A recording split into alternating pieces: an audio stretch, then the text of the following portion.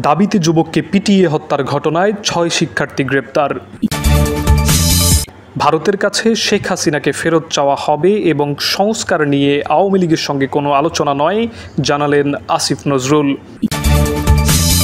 শেখ হাসিনার কোনো ক্ষমা নাই, মির্জা ফখরুল। দাবি ও জাবিতে হত্যাকাণ্ডের ঘটনায় ছাত্র শিবিরের প্রতিবাদ। আবারও গাজীপুরে কয়েকটি কারখানায় শ্রমিক অসন্তোষ, 4টির উৎপাদন বন্ধ।